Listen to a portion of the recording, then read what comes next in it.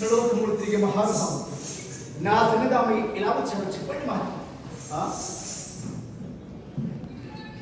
కౌరవుల చేతిలో జూదమాడి 12 ఏళ్ళు వనవాసము 1 ఏడు అజ్ఞాతవాసము చేయాలని వారి గురువృత్తులు వయోవృత్తుల ముందు జూదమాడి అట్టి జూదముల పాండవులు కోల్పోయి అడవి చెందించారా అంటే పాండవులు ఉన్నారా లేదా మాట చనిపోయారు.